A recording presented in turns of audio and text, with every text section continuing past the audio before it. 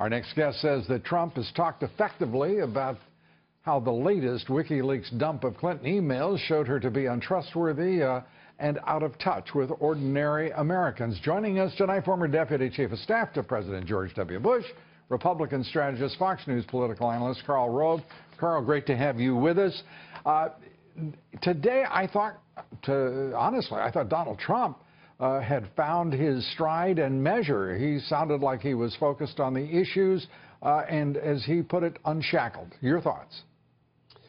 Well, I think the most important thing to think about is, as we enter these final stage of the campaign, is that the people who are up for grabs in this election, the undecided voters or the swing voters who've moved away from him in recent days, right. Those polls aren't good.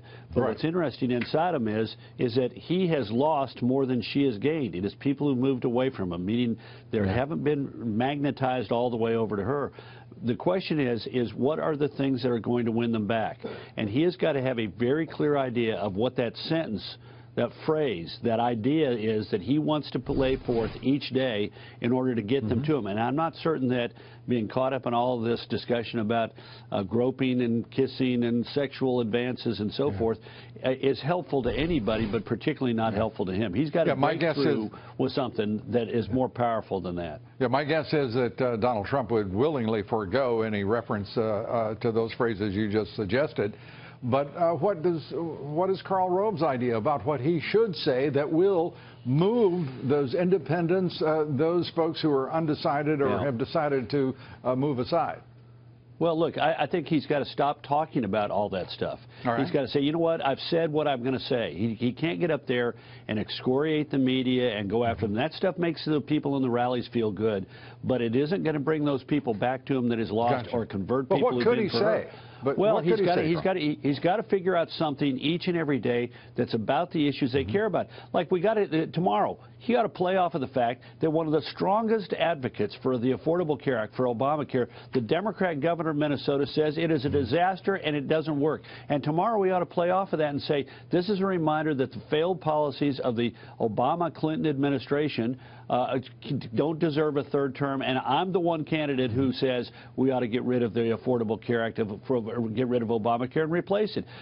And he's got to find something like that, playing off the news of the day to make it sound fresh and new, and say this is what the race is really about. And that's why I'm going to keep talking about this. And all this other stuff, you've heard my response already. I'm not going to add to it. I'm focused on this. What about Paul Ryan? What about Reince Priebus, the RNC? The RNC hasn't spent any money on advertising. I'm glad you raised that. Let me finish the raise, if I may, and then you can double up. The fact is that the RNC has been quiescent. It's been passive. And it is not delivering the ground game that it promised, and looks like it won't have it available. That's why I'm asking you, so that you can straighten it out. But the second part of this is Paul Ryan needs to get thrown the hell out of the Republican Party, doesn't he?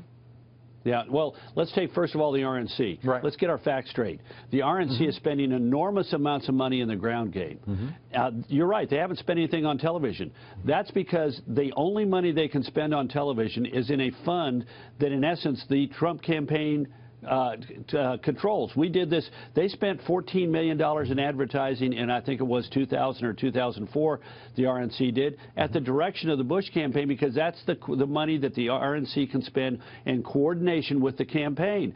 Now, my understanding of it is that the Trump campaign said, we'll take care of whatever media is necessary. You focus on the ground game, which is why they are spending enormous amounts of money on get-out-the-vote activity with field operatives, absentee ballot mailers, phone we banks, have heard absolutely nothing on this broadcast from any state, save New York, on advertising. Secondly, we've heard absolutely nothing from any of those responding to our requests for feedback in any state on get out the vote, early activity, any kind of contact.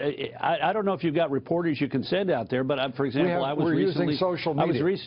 Yeah, I was recently in Ohio. There's a huge ground game underway. Florida, a huge ground game underway. North Carolina, a huge ground game underway. In fact, they had that when the eastern part of the state was disrupted with a hurricane, they kept the activity underway in the western part of the state, and in order to make certain they didn't fall behind their quotas. So there's a big ground game. The question is, did the Trump campaign say to the RNC, "We want you to go spend money on TV"? I haven't heard that they have done that. In fact, I heard just the opposite. I've heard they said, "You go spend money on the ground game. We'll take care of the air game." And remember, Trump said he was going to spend $100 million on TV. We're not seeing that kind of money coming out of the Trump campaign being spent on TV. I find it very hard to believe they'll even be able to place $100 million between now and the election. All right, Karl Rove, do you believe this poll, the latest Fox poll? I do. I think it's roughly in the range, maybe a little bit bigger. And again, the key point of that is, he has lost more than she's gained, which means if he got his act together, he has a chance to bring those people back.